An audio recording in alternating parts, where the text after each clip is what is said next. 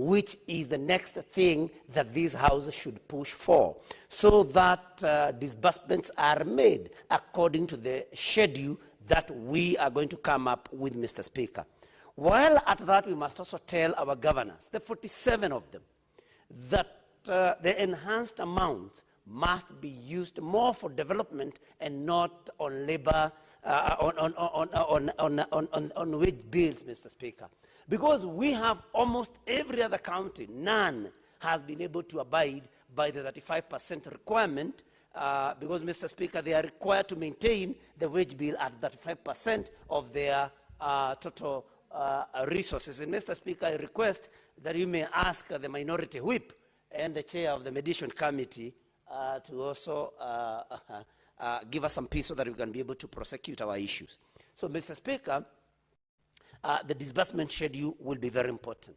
Number two, Mr. Speaker, is that these governors must be able now to invest more in development than wage bills and other unnecessary matters. Not to mention that they also need to look at pending bills and see to it that they clear those that they owe, so that the same can start trickling back to the counties for more development, Mr. Speaker. We must tell rogue governors who think that when these amounts of money are sent to them, that they can spend or expend the same for purposes other than those that serve the people of the counties that they are elected to serve in. Mr. Speaker, a case in point is one governor, and that is none but the governor of Nairobi, who has in public said that he is not going to allow, that he's going to protect Nairobi, Mr. Speaker. We want to tell such a governor that these funds that we have so worked so hard to negotiate for them must be used for the good of the people in their counties and not for any criminal activities. Goons must not be financed from the amounts that we have negotiated for these counties, Mr. Speaker. Mr. Speaker, what is the point of order, Senator Mandago? Honorable Speaker, I didn't want to interrupt my good friend, the Senator from Muranga, but understanding what 105 as a statement of fact, can the Senator from Muranga provide evidence that the governor for Nairobi has used the funds for Nairobi to pay goons?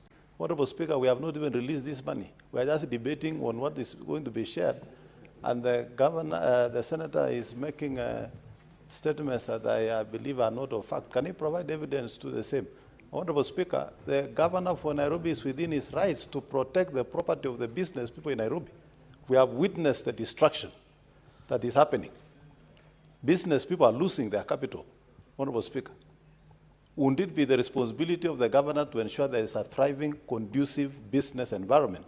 And the governor should then use the necessary resources and available means to make sure that the businesses are protected, because that is what creates employment.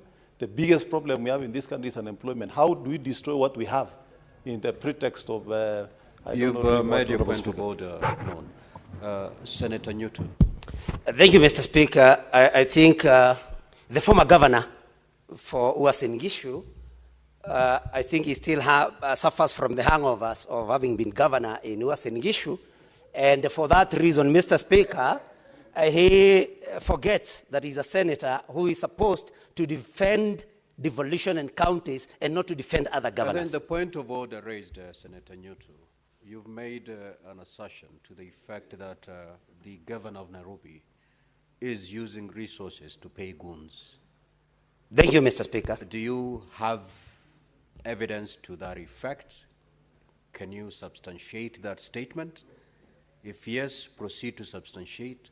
If you are unable, you may have to proceed to withdraw that statement and apologize. Thank you, Mr. Speaker, for the guidance. I think I did not say that he's paying goons, Mr. Speaker. What I said that, and it is in public domain, that the governor for Nairobi has said that he's going to protect Nairobi against demonstrators. And that is something, Mr. Speaker, that is in public domain. And there cannot be any other way that a governor can protect his or her county other than using goons, because the governor, any governor, does not have any police under their command. And Mr. Speaker, I would therefore not be very wrong to assume that any governor that says that they are going to protect their counties physically... Senator Nyutu, let's make this very short so that you proceed with your wonderful intervention on this report. You have made that assertion. The answer is there. Okay, Mr. Speaker. Substantiate or withdraw. Mr. Speaker, then I withdraw. Let me just continue. Let me just, the Senator for Kakamega wants to inform me. Let's dispense with this point of order first. Okay. Okay, Mr. Speaker, then I withdraw. Let me continue. I was just advising governors, not just the governor of Nairobi, to expend amounts in a way that helps their constituents, and not in a way of showing bravado and spending their monies in matters that actually are not even important for their people, and not to overstep their mandate. Mr. Speaker, we must also ask the national government, which in this particular mediated version is going to retain over 2.3 trillion Kenya shillings, Mr. Speaker, that these amounts also must be expended in the right way, must be expended in a way that is of benefit to the country, Mr. Speaker. We are disturbed that we find those serving in the national government, Mr. Speaker, carrying money in sacks every weekend, every weekday, as they go about even programs that are not known in law, like empowerment programs, Mr. Speaker. And we want to believe that these amounts are spent from the allocation that is made. So, Mr. Speaker, we would also want to call upon the national government to spend the amounts allocated to them in a way, Mr. Speaker, that, for example, creates jobs for our youth, improves health, because they are retaining amounts of money at the national level, just like Senator Mongatana submitted here, Mr. Speaker. And so we are saying, let the national government, and Mr. Speaker, you know, we cannot divorce ourselves from what is happening in the country as of now.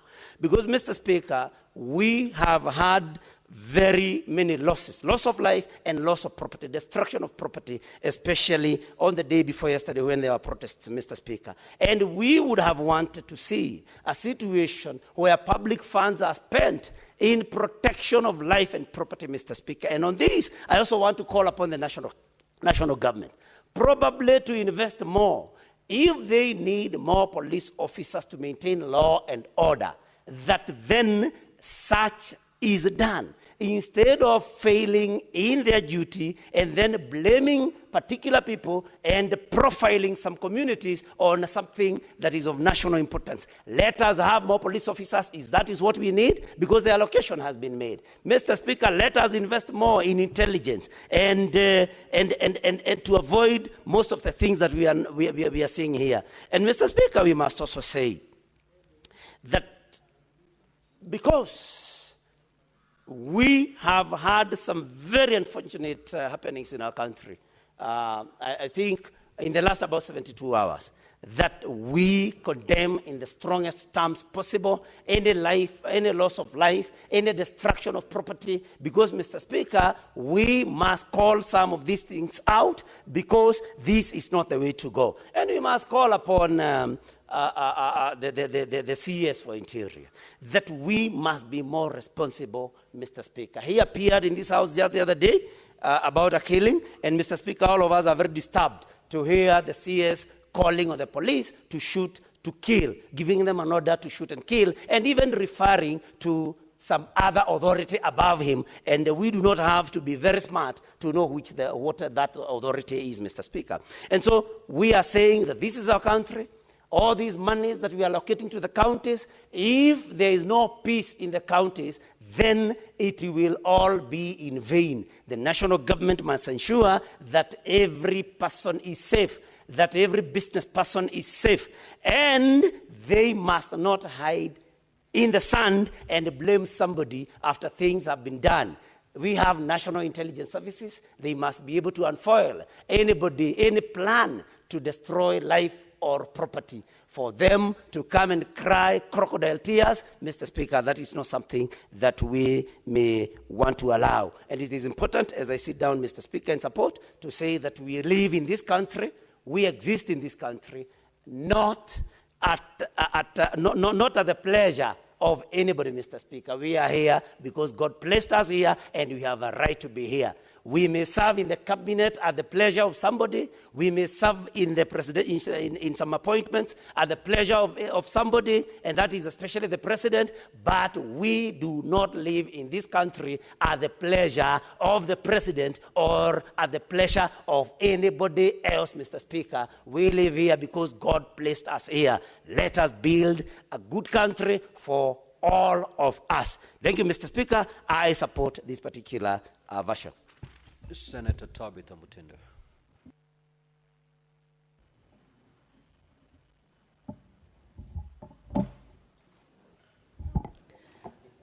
Thank you, Mr. Speaker.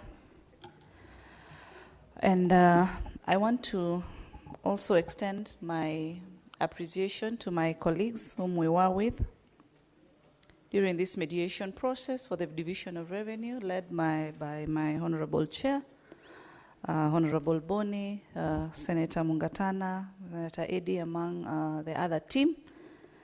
During this recess period, Mr. Speaker, most of us who are in the mediation committee also are members of the Finance and Budget Committee. And we had presented before this House a proposal of 465 billion, Mr. Speaker. Mr. Speaker, this is a journey that we had closely embarked on. We had the proposal by CRA, Mr. Speaker, which was almost amounting to 430. And during our proceedings in the committee, at the committee level, we had different stakeholders, Mr. Speaker.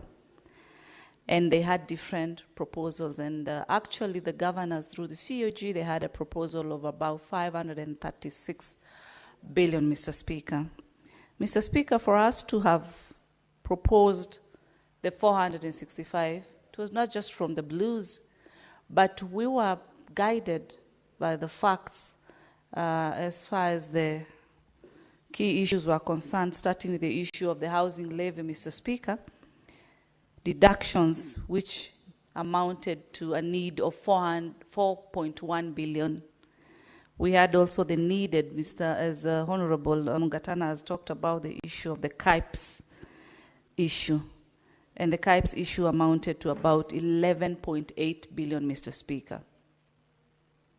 An issue that, and a proposal that required the intervention or the teamwork between the county government and the national government. And these are proposals, Mr. Speaker, when they brought about, Senate was not involved, among other stakeholders.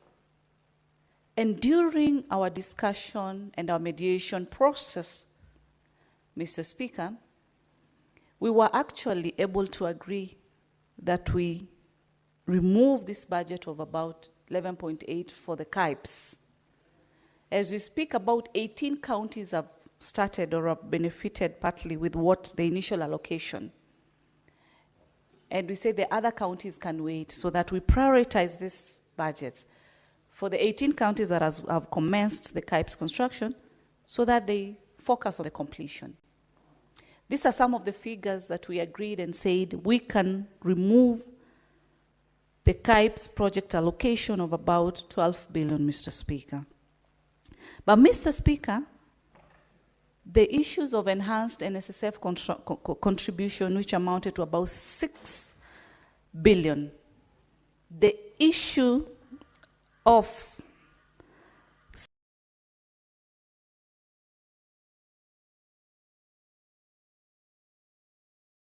CHPs, which amounted to 3.2 billion, Mr. Speaker, were not so much negotiable, Mr. Speaker, because you look at the issue of our community health promoters, it's an agreement, you know. a 50-50 agreement between the national government and the county government. And our young people, especially the young women, most of them work as CHPs. And so they needed to be really factored, Mr. Speaker. Annual wage increment, Mr. Speaker, it's within the law.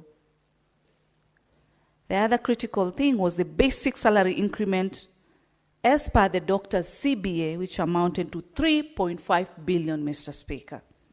We've seen through and through our health sector, professionals, all cutting across, Mr. Speaker, demonstrating and surrendering their petitions before this House. And their petitions were highly on the financial matters. And that's why, Mr. Speaker, adding the figures that I've just talked about, we as a committee, and a committee representing the upper house of the Senate, we moved in the mediation and had agreed that we cannot go below 420 billion, Mr. Speaker. Mr. Speaker, as I said earlier, when we were undertaking this mediation process, it was not really an easy tackle, discussing with our respectable colleagues from the National Assembly, whereby they moved in and stood at 405 from the beginning. We started moving down from 465 up to almost 430, and they moved not an inch, Mr. Speaker. Mr. Speaker, how that discouraging can be when you've come to a table to mediate and have a common goal for the interest and the common interest of our people, Mr. Speaker. We walked out. We came in, we came out. And all senators were on one voice, Mr. Speaker. Before we embarked on our last meeting, Mr. Speaker, which my mind remembers very well, we had a condition. And we said clearly, if the National Assembly will not move an inch higher, because we left the meeting when they had moved to 410, and the indication and all indicators indicated that they were not willing to continue with the process, and sort of this process was to end at 410. And so we also stood firm and said we will not embark on any further mediation if they won't move an inch. And through our firm decisions, Mr. Speaker, long story short, we were able to conclude at 415, Mr. Speaker. 415, not just 415,000, not 415 million, but 415 billion. Mr. Speaker, sometimes when I talk about these figures in terms of billions, I'm not so happy. We talk about billions, and we've increased 28 billion to the county government. But the thorny issue, the biggest animal in this country, the pending bills, Mr. Speaker. We've increased these funds because of the issues that this money does not go to the governors, by the way. It's for the devolved functions, Mr. Speaker. When our young people keep on hearing us talk about billions on this floor. The other day I saw the people of Nairobi waking up as millionaires and sleeping in the evening. Poor people, Mr. Speaker. From a millionaire to the most poor person, because their businesses were brought to zero, Mr. Speaker. When on this floor, We talk about the billions that we've given to each and every county. The lowest county is receiving 3.8 billion, which is the great county of Lamu. The county of Nairobi is receiving 21.4 billion, Mr. Speaker.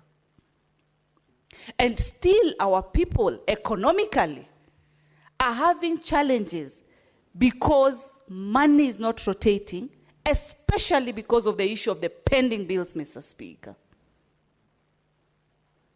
It has just been left view. I emphasize this, Mr. Speaker, because we want the governors to sort the animal of pending bills. We cannot be on these floors talking about these figures, and there is a Kenyan somewhere who's just even seeking to be paid their pending bill by the county government. We've increased a whopping 28 billion, as I've said earlier. We need to see change. But change to whom, Mr. Speaker? The education system that we have in this country, Mr. Speaker, it's a system that has empowered our young people. It's a system whereby our young people today, they are very eloquent, very knowledgeable. They know what they want. They know what they need, Mr. Speaker. The job opportunities might not be enough for everyone. But the businesses for our business people can create opportunities. These businesses can keep thriving, Mr. Speaker, if this issue of the pending bills is also sorted, Mr. Speaker. We cannot have a few being paid and the rest are suffering each and every day. How do we change this, Mr. Speaker? Then how do we stop them, Mr. Speaker, from coming out?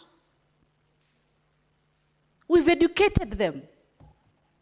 They are our people, they are our young people. Mr. Speaker, if you recall, a few years ago, my memory remembers, we used to have so many strikes in the schools. Schools were being banned some few years ago. Who were banning these schools then? Where is this generation that was banning those schools?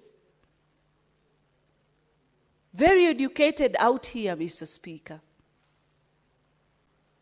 It needs to start with us as leaders, Mr. Speaker. The issue of too much politicking, too much of chest thumping is not going to help us. We need to offer leadership. At this point, it doesn't matter. It doesn't matter. We are all Kenyans. That is the common denominator. We don't want to look back and start seeing ourselves like where Haiti is seeing itself today. Countries like Sudan, Mr. Speaker. This is our country. When we stand here and we are voting today for the allocation of the 415 billion to these counties, Mr. Speaker, Kenyans expect progress at the devolved level, Mr. Speaker. It is a high time, Mr. Speaker, that we show unity. When a soul is taken away, Mr. Speaker, today it's me, tomorrow it's you. And I don't think there's anything to celebrate. When parents are losing their kids, Mr. Speaker, it's not something to celebrate. When young women are being raped, Mr. Speaker, like we saw what happened, it's not the kind of nation we want, Mr. Speaker. All all that is needed is money to be put in its correct use. Our mandate is for the county governments. And as a committee of finance, we've tried our best. Governors, do not let us down. Achieve the goals of the devolved government today. It is not about who has how many goons. That is not the country we want. And I want to tell my colleagues, leaders, we are not the ones who are safe. We are continuing to create a gap between the politicians and the citizens. Because what you are seeing today that is happening, the whole blame is coming to the leadership, including us, Mr. Speaker. It is a high time, Mr. Speaker. We just know that at the end of the day, this is our country. At the end of the day, these are our young people. They are growing. They are growing, they've experienced, they've tested the waters.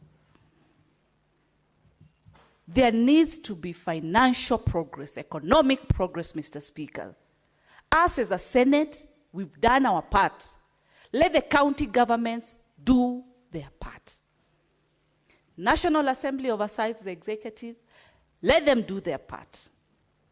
And everyone does their part. We'll continue enjoying the fruits of our 2010 Constitution, Mr. Speaker. The 12 counties, Mr. Speaker, through the formula, that through my committee, through the chair, and I had him table the same, it has enabled the 12 counties be able to benefit with the 4.46 billion, Mr. Speaker. Can we appreciate what has been given? Can the counties' governments appreciate? Can they increase their own source revenue with the aim and target of ensuring that they reduce the pending bills? And I believe through this, Mr. Speaker, we are going to ensure economically our people are sorted, Mr. Speaker. With those few and many, I support. Senator Abbas.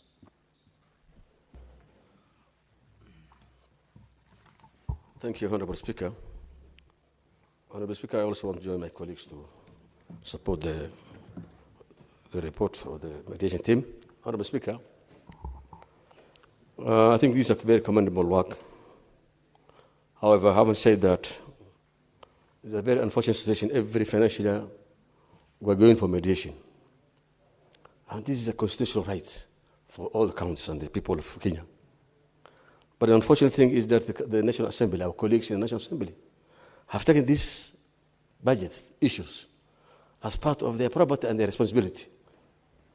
We know most of the members who are in the Committee of Budget in the National Assembly have a special budget money that they receive for their constituencies, which is illegal actually by itself. Honorable Speaker, the budget now we are using, and we're almost actually begging, for us to be given money to the counties, is the one that has been audited, the audit account of 21-22. 4 years down the line, we are still using the same old budget, audited account. And the Auditor General has done it up to 2024. And therefore, we need to change this business of, taking, basing on our equitable shares on 4 years, 3 years backwards, so at least the counties can be able to get their money. Honorable Speaker, I want to also commend the members for understanding that the 12 counties that have been receiving less money for giving them an affirmative action. However, I can see Lamu, which is actually one of our most strategic county, so in terms of tourism, is still getting 3.8 billion. I think as much as we say that county is small, but it's actually very important. It has got a strategic position in this country's tourism sector. And therefore, I think we need to have a baseline, despite giving them, each one getting 371.6. Lamu is still receiving very low budget. And I think we will need to look, especially in the current budget, where the reality can be added for Lamu. Honorable Speaker, counties are also receiving equalization funds. They are getting additional funds from donors and grants from donors and loans. In my county, what we're getting is about 10.5 billion, 10.6. No, 10.5, Honorable Speaker. With the CARA and with whatever is coming from the donors and loans, it's going to be about 12 billion shillings. This, I think, that can make a wonderful development for the country. But when you look at what may have been the chair of the devolution, Honorable Speaker, the amount of money that is being used for currency is unbelievable. That less money goes to development. Most of the counties, there are counties that are spending less than even 10% for development. And therefore, if this will continue, then we will not reach far. We'll be, this Senate House, the striking hard. We were every day talking to the budget be increased. But this, whatever increase is being given, must be commensurate to development. All this money that has been increased now should go to development. So at least the people can be able to appreciate that counties are now realizing development. But what is happening is that the money is being used for recurrent issues. Even some of the budgets for development is actually, they do supplementary after they pass through the assemblies, and again, it didn't take into recurrence, which is actually prohibited. That should not happen. Honorable Speaker, I want to request the Committee of Finance to review the BVM Act. Because if this House, every day we're struggling to give money to the counties, and we cannot control it again, then it's actually, we're doing a futile undertakings. Because if this same money cannot be controlled by this House, and it cannot be justified, because every time, if you look at the audit reports that come from the counties, it's so worrying. Our our Committee of Park and Pick, every day are in meetings. But of course, we have no authority to take action. You have been seeing the other day, the senator for Isolo was making a lot of concerns, taking concerns, making noise. But we could not even stop one budget for proper use of the money. So I think I will request this House to review the BVM Act, so at least we can have a way we can be able to control the use of funds, because a lot of money is being actually wasted for other purposes. The governors have taken this money as part of their properties. This is taxpayers' money. Therefore, we must come up with a budget, with a system, that there should be a proper check and balances. The auditor is giving the report, but we cannot take any action. So this House should be able to have a way to say no money for county A or county B, because of how they have used their money, based on the auditor report. Honorable Speaker, the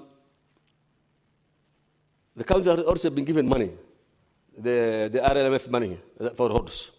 I think it's 3-point-something billion.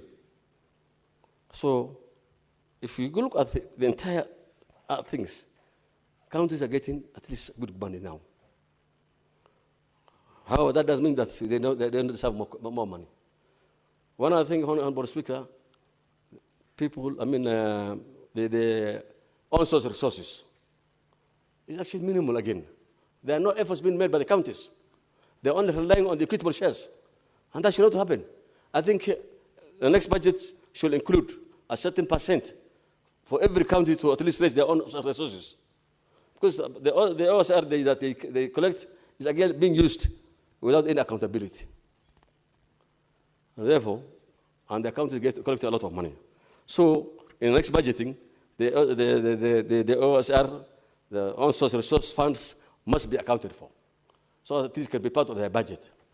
Honorable Speaker, the most unfortunate thing is we have a huge budget that is going to the national government still for devolved functions, especially in the Ministry of Livestock, Agriculture, Water. There are 18 parastatals that have been devolved. Their functions have been devolved, and already it has gone through the cabinet memos have been issued. Some of them are supposed to be dissolved, some of them are supposed to be merged, but up to now, action has not been taken. And I'm sure the same institution now will be receiving again their budget.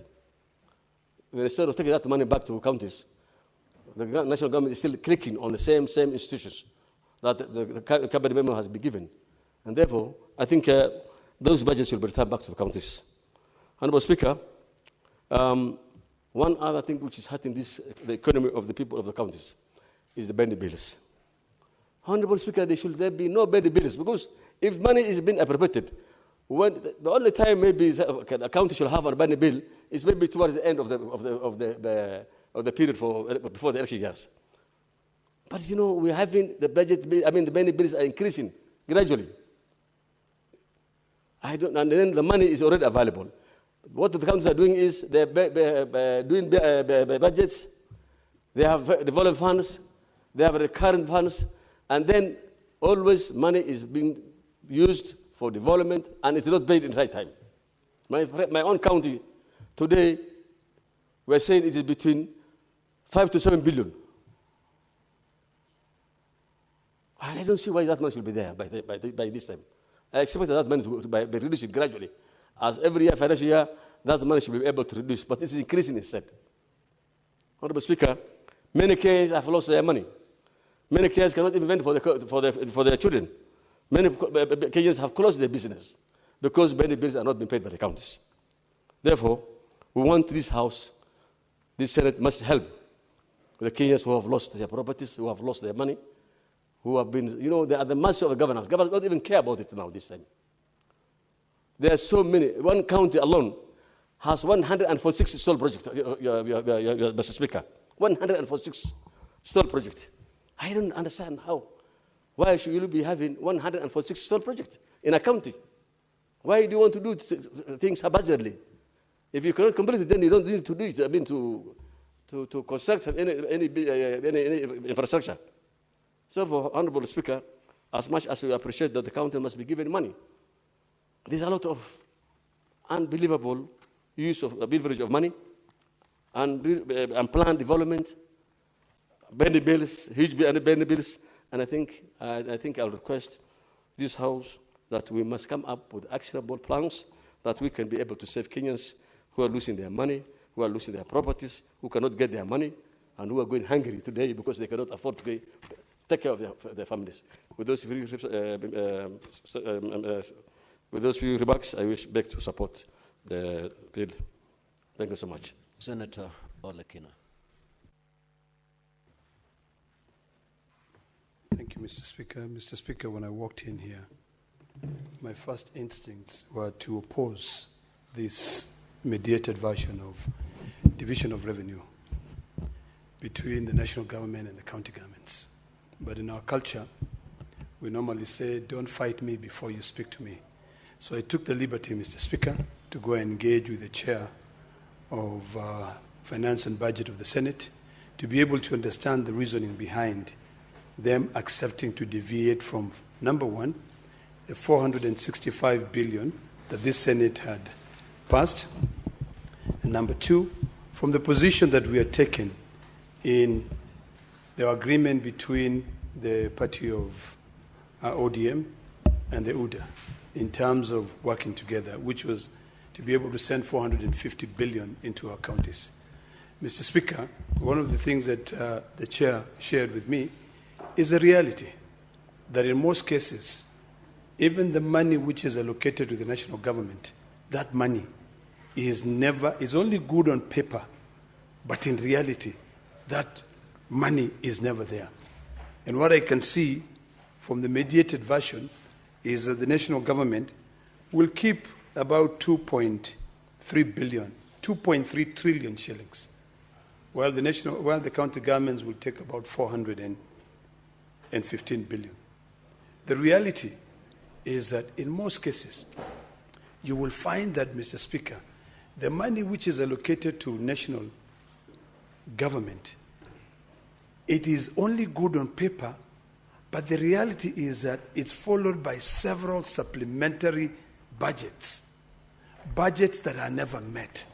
This is the reason why, Mr. Speaker, we have so many unpaid bills, so many pending bills that are yet to be met.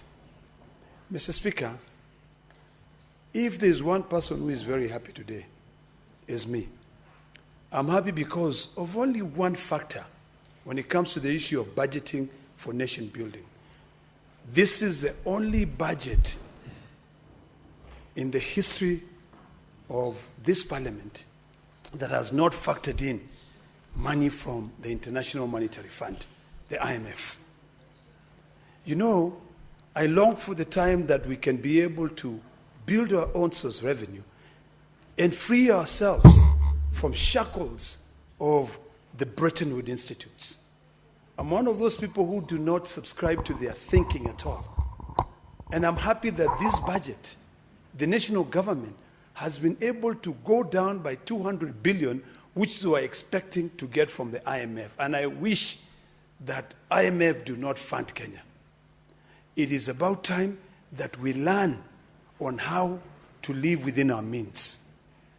The issue of supplementary budgets is another big monster that one day this country will only grow and develop when we do away with supplementary budgets.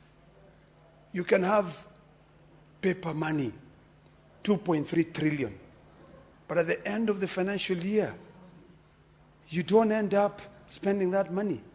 You end up having pending bills that will end up killing some of the citizens of your country. Mr. Speaker, let me applaud the mediation committee team from the Senate for taking bold steps.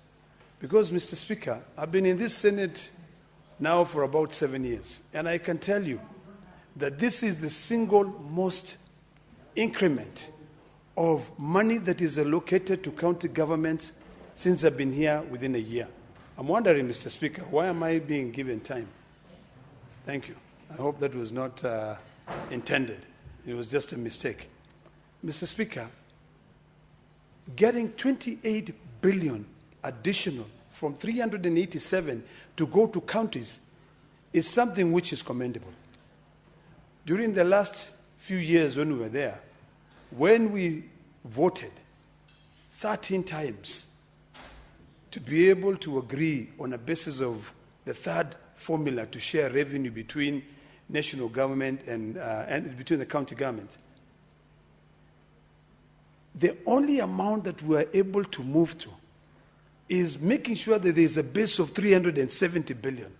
On top of that, the maximum that we're able to get is an additional 17 billion within 5 years to 387. Now, we have moved from 387 to 415 billion. And the difference between the money which is being sent to the county government and the money which is only good on paper for the national government is that it is a reality. 415 billion shall be sent to county governments without undue delay and without any deductions. Now, if you compare apples to apples and you ask yourself, what happens to the 2.3 trillion that is being retained by the national government? The answer is actually in the Division of Revenue Bill, Section 5, where it says when there is a shortfall of any funds to be sent, of any revenue, it shall be borne by the national government. So county governments are guaranteed they will always get their 415 billion. But national government, you will find supplementary budget after supplementary budget, and at the end of the financial year, a lot of projects will not have been done. So this is a win-win for the counties. And these are things that we need to demystify to the citizens who contribute taxes to be able to raise this revenue. These are the facts that we need to be able to demystify for the Generation Z who are out there demanding for their rights, demanding for them to be counted. It is imperative that we now move these demands just from the national government perspective to the county governments. It is imperative that we now try, and this is why I keep on saying, Mr. Speaker, that the only time we will get it right as a nation is if we take that 415 billion that we said we're going to send to the county governments, engage the Gen Zs in constructing our roads, engage the Gen Zs in building our hospitals, in building our schools. If you go to Narok County, Mr. Speaker, Narok County is littered with trillion shillings worth of quarry stones that these Gen Zs can be able to go use and pave all the roads of Narok County. If you go to Kajiado County, Mr. Speaker, when I was growing up, there were floors which used to be made using terrazzo. And then at some point, we became slaves of importing tiles. All of us, Mr. Speaker, I'm sure you seated there, your house is built of tiles. But did you know that Uganda, Tanzania, they import a lot of terrazzo from Kenya? I long for the day when we can say, let us put more taxes on the importations of tiles and all government buildings to go to Kajiado County and harvest the terrazzo and build the floors. Mr. Speaker, if you go to the United States of America, when you enter the airport, you'll find that the entire airport is made out of terrazzo. If you go to the UK, you will find that it's made out of terrazzo. But you go to your airport in Kenya, tiles, and they're all imported. So the day we begin to realign our own existing resources is the day we'll end up having a brighter future, even for the younger generations. If we could then say, because I observed, Mr. Speaker, the youth who are out on the streets the other day, 90% of them were jobless. These are youth who have graduated from high school.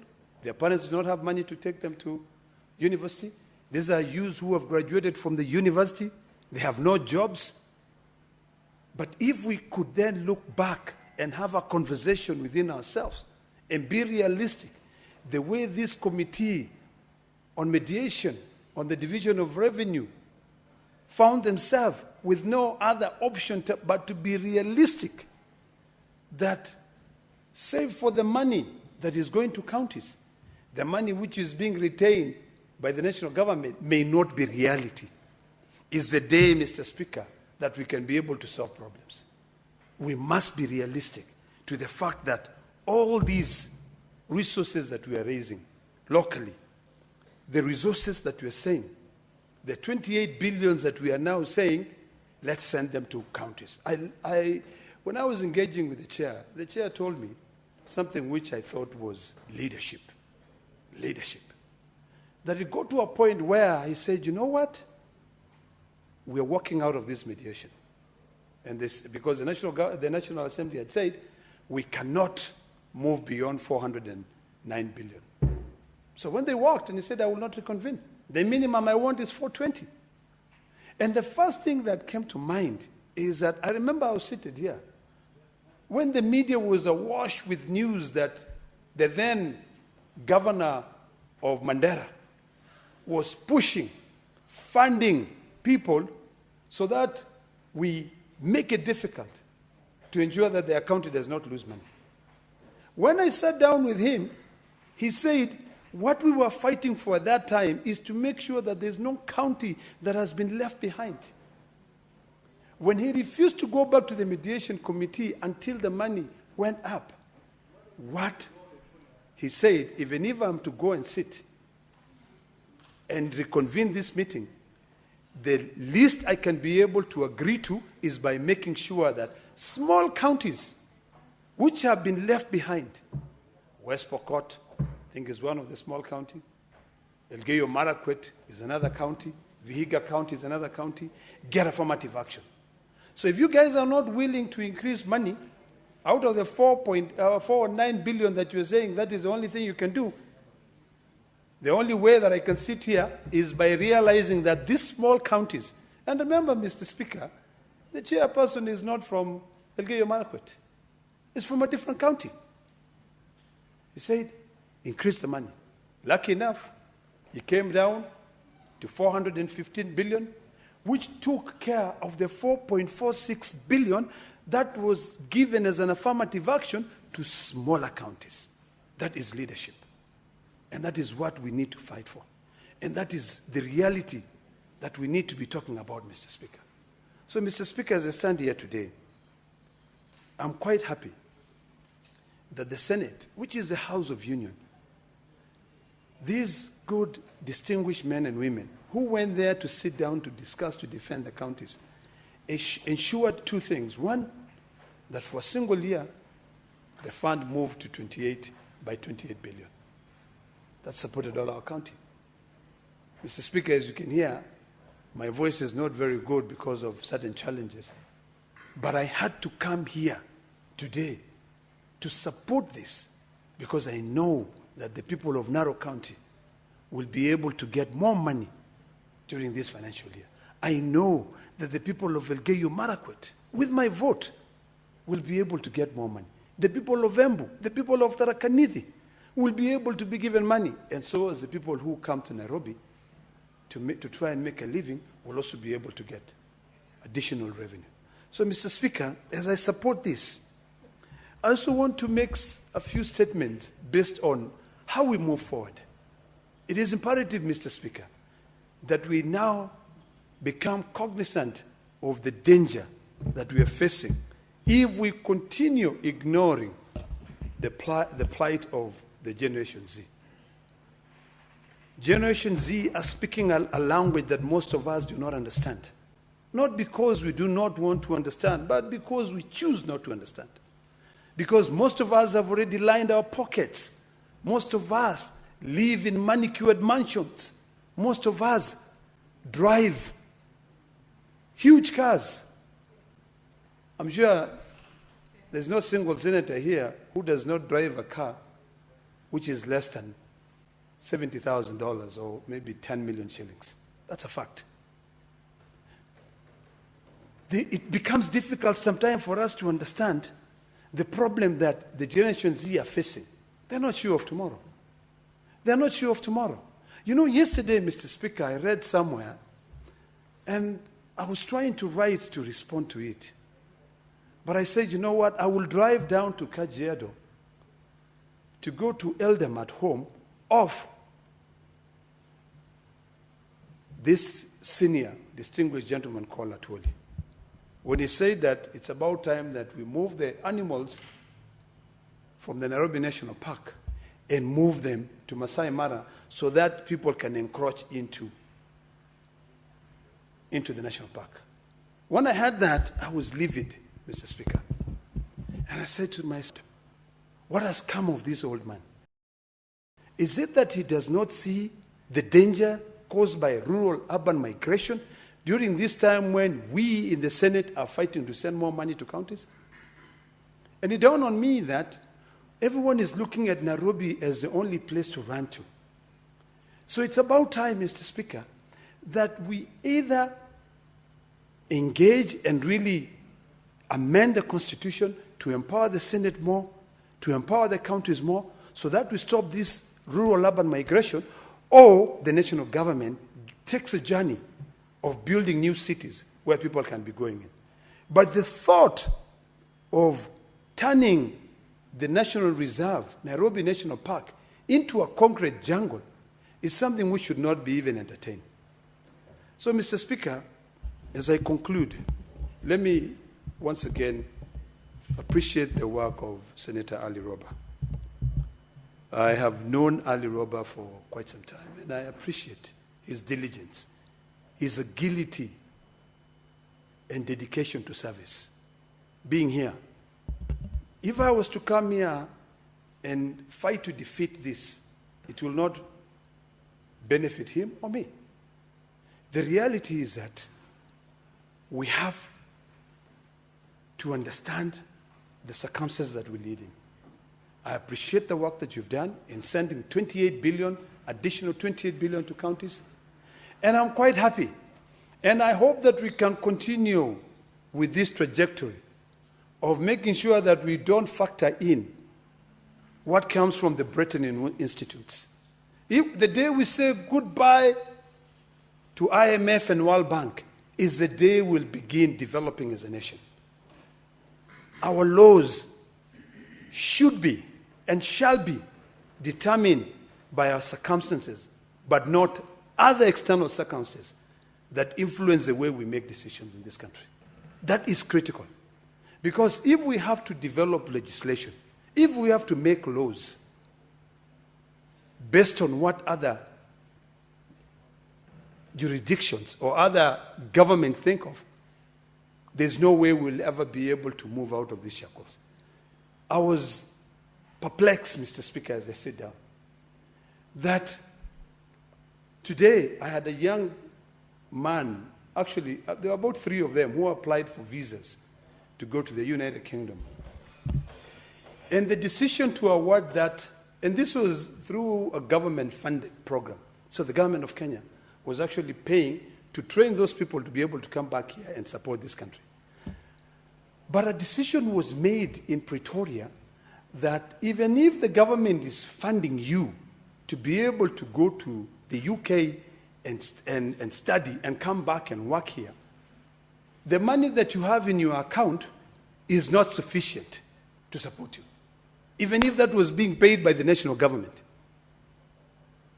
And then they went further by saying, we have seen certain transactions in your bank statement that you've not been able to explain. So now foreign entities are turning themselves into the work of the Auditor General of this country. It is ridiculous. So, Mr. Speaker, as we divide our revenue, let us remain local. Let us encourage ONSO's revenue. Let us encourage county governments to develop other mechanisms of raising their ONSO's revenue. Number 2, when we now come up with our foreign policy, it is about time that we also remember that it's a give and take. You know? And this issue, I hope, and I had a conversation with the Foreign Affairs PS about this issue of these young Kenyans being denied visas, on the basis that there was some little 1,000, 5,000 in their account, and maybe they sold tomatoes, or maybe they sold a side hustle that they could not be able to explain. Yet the visa application, Mr. Speaker, did not say, tell us how you make your living. It was about how you're going to support your stay in the UK. So, Mr. Speaker, we must learn how to live within our means. That's number 1. We must be proud of our own work. And because I've seen the red light has gone on, let me end by saying, Ali Roba and your team, I salute you, and I will fully support the mediated version of the Division of Revenue Bill. Thank you, Mr. Speaker. Very well. The next is Senator Sekirenku.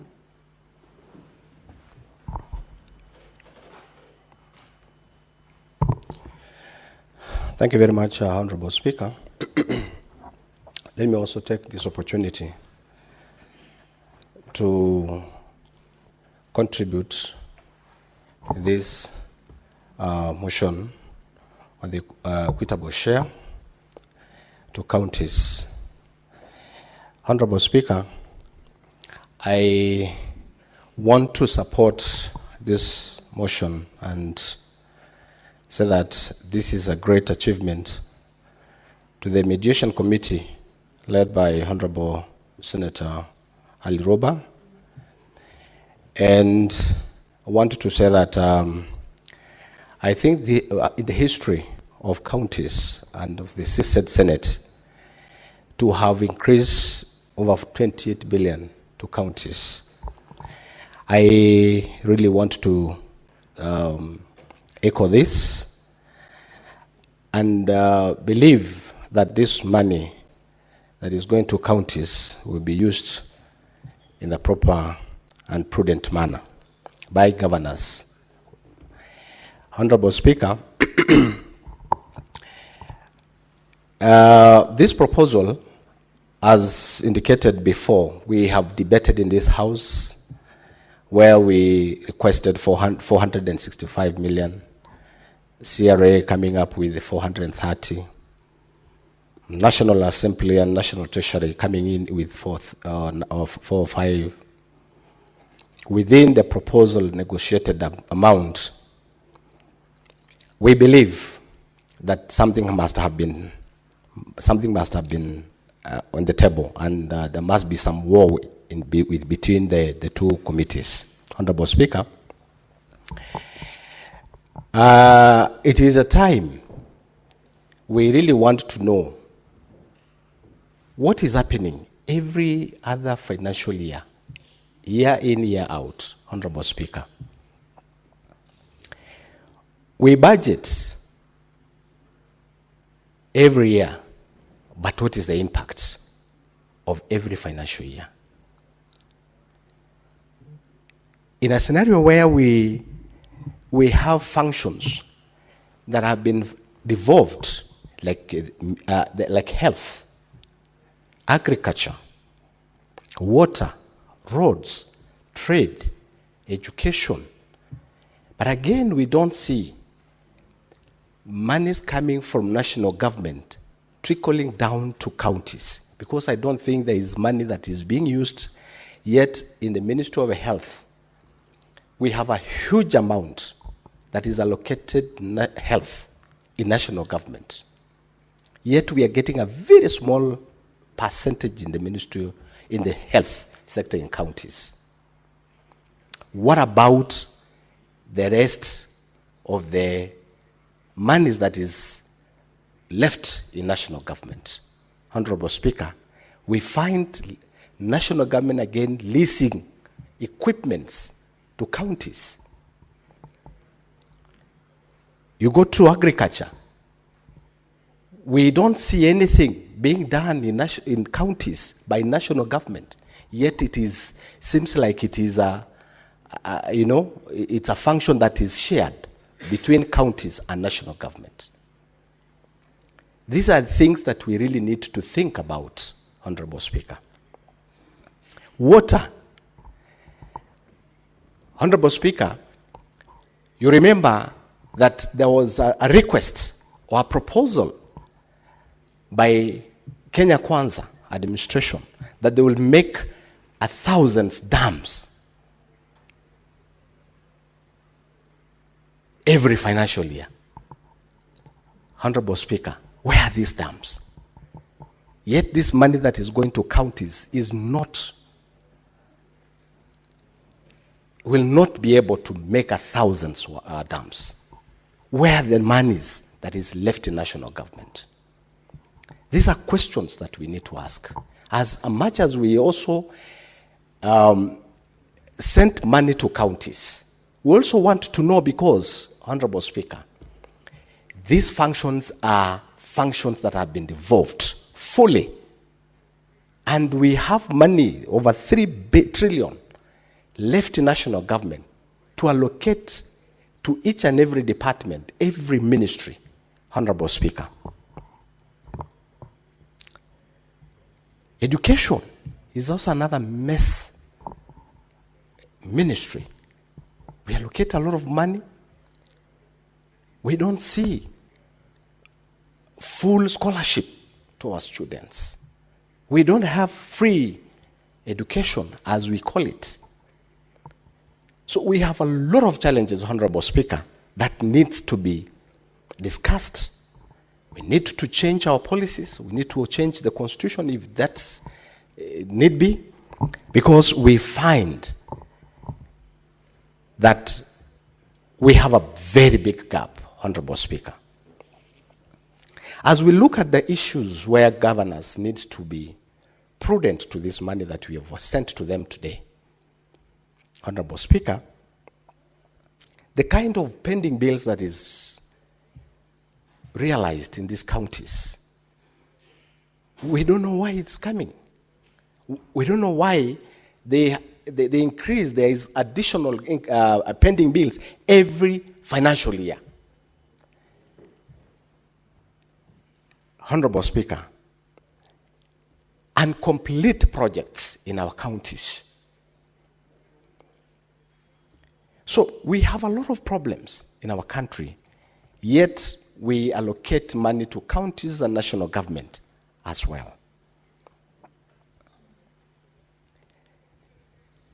The recurrent, almost of every county, Honorable Speaker, recurrent is consumed completely, such that there is no money to award a staff who have gone for a duty. It is used through salary.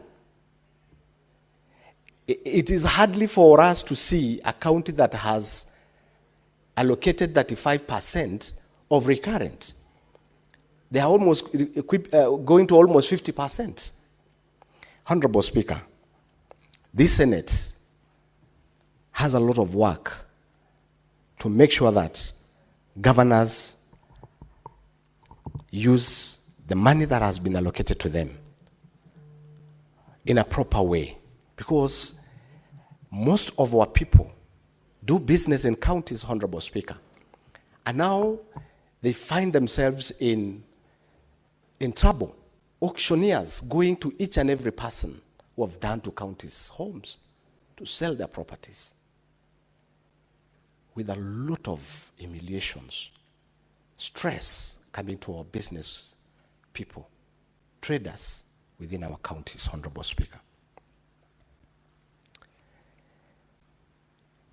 And yet, Honorable Speaker, we have a lot of problems again in the country, using the same money that is going to national government, allocated to national government, going to counties,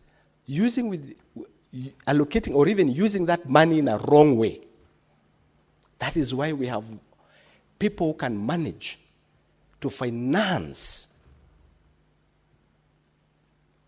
chaos in the whole country, Honorable Speaker. We don't believe it is individual money. This must be government money, either from counties or from national government. It is because we are not using the money in a proper way.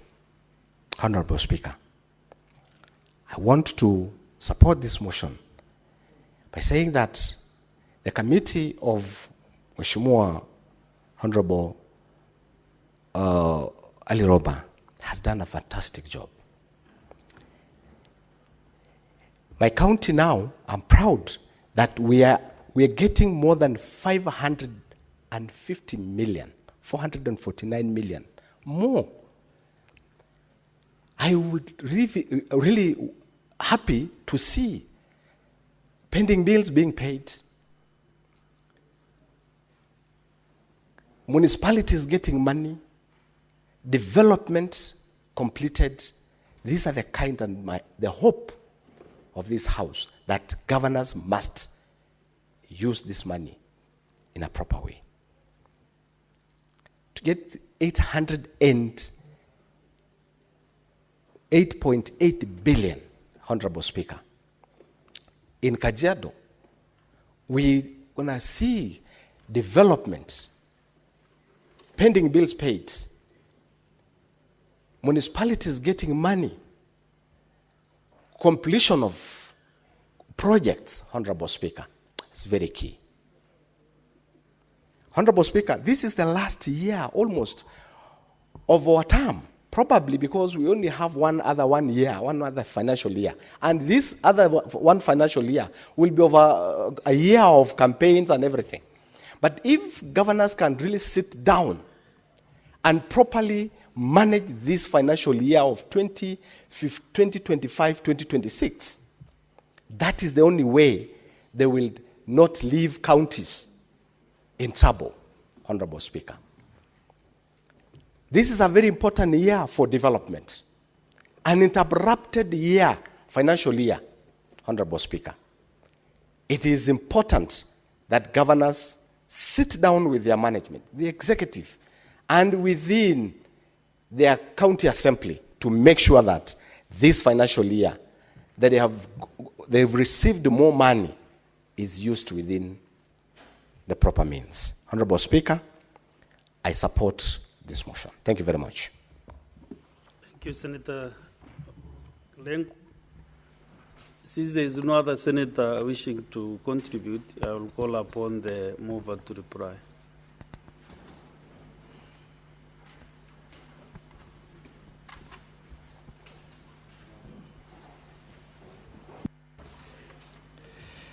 Mr. Speaker, thank you very much. I beg to reply, and I want to extend, appreciation to the senators who have contributed, considering DORA was extensively debated, and there was a lot of interaction between the committee and the members of the Senate. It's nothing new in terms of engagement other than bringing the information from what transpired within the mediation for us to arrive in both houses at a common figure that is going to inform the vertical share of revenue between the national and county government. Mr. Speaker, even as the Senate tries to push as hard as possible for more money, now looking at what's happening in our country, Mr. Speaker, last year there was demonstration and a lot of destruction. And we want the government to make more money so that we can push for more money for the county government. This year, that demonstration that last year was genuine Gen Z, this year has been packaged differently and into organized crime in the name of, Gen Z, that is, sincerely speaking, a very painful thing. Mr. Speaker, I sit in this Senate, and my entire flying career before I joined politics, Mr. Speaker, was in war-torn countries, Chad, South Sudan, Darfur, Somalia, Afghanistan, Congo, Central African Republic. And what I've seen in terms of what anarchy can do to countries and the way some of our politicians have tried to really get, a lot of agitation for anarchy in the country by way of sponsored hooligans in the name of Gen Z, fighting for something they believed is right, and leading to wanton destruction of properties. That will only go a long way in reduction of country's performance, spoiling the country's image, and, the idea of if it is not us, nobody else should run this country. If it's not us, the country should burn. Is a very unfortunate position. So, Mr. Speaker, the Senate is in a very awkward position to push for more money for counties. But the reality of government performance in terms of the fiscal space of collecting monies to be able to be shared vertically between the two levels of government, the situation is only getting from bad to worse. The committee has done its best under the circumstances to try and push for up to 415 billion, which is 28 billion shilling additional over and above 387.425 that was of the last year, where, Mr. Speaker, sir, you co-chaired and mediated to that level. Mr. Speaker, if under the circumstance, the 28 billion shilling is very reasonable. If you consider that is the highest increment in a 5-year period.